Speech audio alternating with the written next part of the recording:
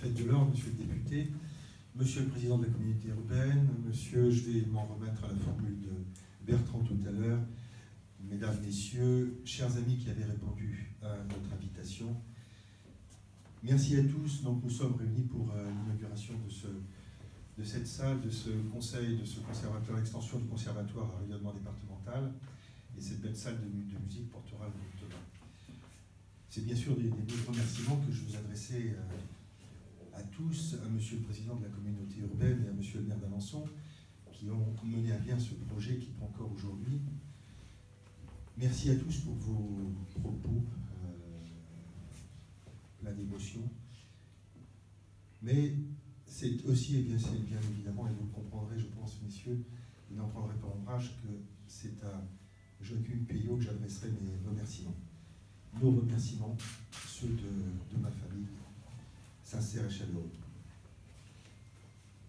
Et des remerciements pour avoir effectivement, dès le samedi 14, pris contact avec moi. En fait, je ne me souviens plus effectivement lequel des deux a pris contact, sans doute est-ce moi quand même, qui ai déjà pris contact parce que je devais déjà avoir votre numéro de téléphone, votre numéro de mobile, mais ce qui est clair, c'est que à ce moment-là, vous m'avez dit eh bien, je suis entièrement à votre disposition, vous n'hésitez pas, vous m'appellerez quand vous voudrez, quand vous en aurez besoin. Et de fait, nous en avons eu besoin. Nous avons eu besoin de vous à plusieurs reprises, quand il nous a fallu franchir les multiples obstacles et les incohérences auxquelles nous nous sommes heurtés. Et vous avez toujours été à nos côtés. Ça a été le cas notamment lorsque nous avons été en contact avec l'Institut médico-légal après l'annonce du décès de Thomas et que on nous a fait lanterner toute une journée en nous disant que nous pourrions enfin voir Thomas.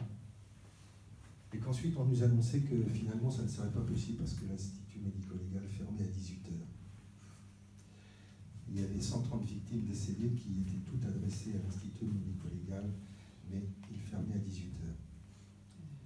C'est vous aussi qui, quelques jours plus tard, avez organisé une entrevue avec le médecin général de l'hôpital Percy-Thomas, en présence du chirurgien et de l'anesthésiste urgentiste qui avait pris Thomas en charge à son arrivée.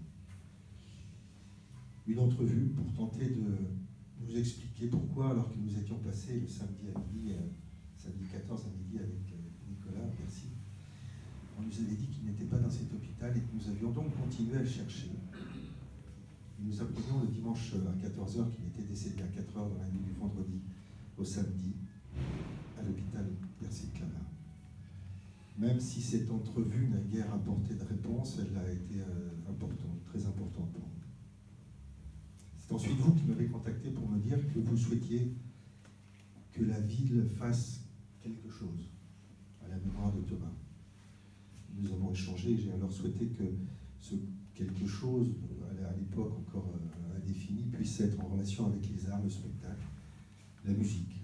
C'est ainsi que le choix s'est porté sur cette plaque commémorative pour nommer cette salle du conservatoire. À nouveau, merci très sincèrement pour votre présence à nos côtés et pour avoir tout à l'heure rappelé ce portrait qui avait été fait de Thomas dans le monde et qui correspond tellement à ce qu'il était. Vous voyez, les souvenirs, ils sont jamais bien loin et nous n'avons, nous, quant à nous, pas beaucoup d'efforts de mémoire à faire pour qu'ils reviennent.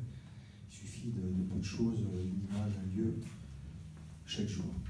Mais au-delà de notre propre mémoire à nous qui vivons cette douleur, cette tristesse, de notre mémoire à tous, nous autres qui avons vécu ces attentats directement ou par procuration, on peut s'interroger sur ce qui restera dans la mémoire des générations qui ne les auront pas vécus, dans la mémoire de nos petits-enfants et dans celle des enfants de leurs enfants. Penser aux morts, c'est assurer la survie des gens qu'on a aimés en attendant que les autres le fassent pour vous. C'est un devoir de mémoire, écrit François Mitterrand. Une récente étude du CREDOC montre que les attentats du 13 novembre 2015 à Paris sont aujourd'hui, avec le 11 septembre 2001, ceux qui ont le plus marqué la mémoire collective au cours des années passées. Mais qu'en restera-t-il demain?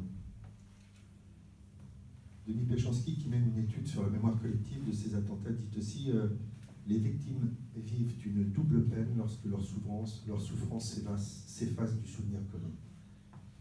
Alors oui, une nouvelle fois, merci à vous tous, messieurs, qui avez permis que cette plaque soit posée ici, dans un ensemble en lien avec la musique, qui constitue un trait d'union non seulement avec Thomas, mais aussi avec cette culture, cette liberté qui était la cible des terroristes en cette funeste soirée. Merci à tous.